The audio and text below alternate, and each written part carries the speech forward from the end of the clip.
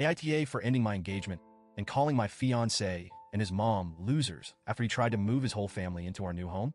I 40F am coming to you because I feel like I need some perspective on a pretty huge decision I made. And honestly, I don't know if I handled things the right way. So, let's set the scene. I'm in my 40s, at the peak of my career. I've worked my butt off for years to get where I am, and I'm finally starting to see the fruits of all my hard work. Think sweat, tears, late nights, personal sacrifices, you name it. I've got a great job, some big clients, and a whole lot of momentum right now. All of that has set me up to take the next step, which is moving closer to my family, slowing down just a little, and making sure I have more time for myself and my kids. Sounds great, right? Well, enter Jason, 39M, my now ex-fiancé. We've been together for a while, and to be honest, I've been on the fence about our relationship for a long time. But like many people in long-term relationships, I kept giving him chances, kept hoping things would improve, and kept making excuses for him. But deep down, I think I knew it wasn't working. Jason's family, well, how do I put this nicely? They're kind of a mess. His parents had a long, drawn-out, nasty divorce, and all of their kids got caught up in the fallout. It's like they've never fully recovered, and as harsh as this sounds, I can't help but think of them all as, well, losers.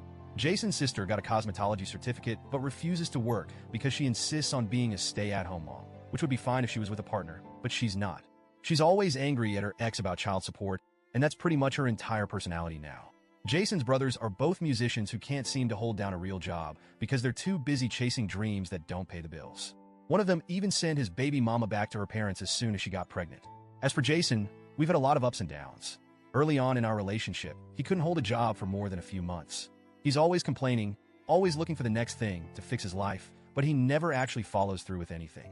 And when my career started taking off, it felt like every single step forward I made, he tried to drag me into something involving his family. Like every single time, whether it was trying to get his mom a food stand in a project I was working on or asking me to hire his brothers through my business contacts, it was constant. And here's the kicker. He never once asked if I could help MY family. It's always about his family and how he can plug them into MY successes. Fast forward to last year's holiday season. I was juggling a huge project with a tight deadline and trying to coordinate a trip to visit my family for Christmas. I flew my kids out to my parents' house and worked like crazy to meet this deadline. Jason promised he'd drive me to join them once I was done, but when I finally finished my project, he just disappeared. I couldn't get a hold of him for hours. By the time I did, it was too late to catch a flight.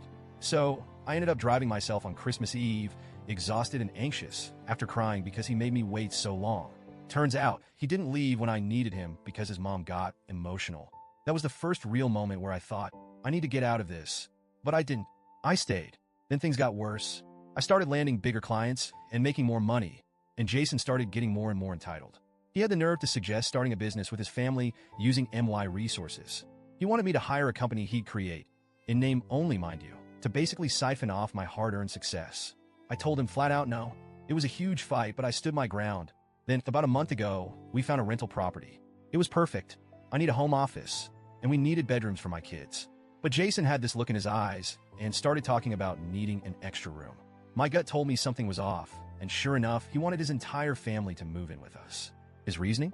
They'd stay until they found jobs. I laughed out loud, because if I let that happen, they'd never leave. I'd be stuck supporting his deadbeat family forever. When I confronted him, he threw a tantrum, like full-on toddler mode. He stormed out, grabbed his backpack, and disappeared for days. When he finally resurfaced, it was to tell me he got fired. For insubordination. He tried to make me feel sorry for him, but by this point, I was done. Then, we had the final blowout. I told him I wanted out. He accused me of destroying his dreams and of being a snob now that I'm rich. I'm not rich, by the way. I'm just doing well. He had a full-on meltdown, rocking back and forth while holding the steering wheel and accusing me of ruining his life. I told him, straight up, that he needed to work on himself and stop using me as a safety net. I packed all of his things and drove them over to his mom's house because he refused to pick them up. When I got there, his mom came out and went off on me. She accused me of tearing their family apart, called me names, and used a lot of personal stuff that I know Jason had told her in confidence. I was so mad, I snapped. I called her and all of her kids losers. Now Jason won't remove his car or his gym equipment from my garage because I disrespected his mom. He's been sending me texts about couples therapy, but I want nothing to do with it. I'm done. So Reddit. Am I the ***hole for finally ending things and calling him and his family losers after they try to guilt me into supporting them?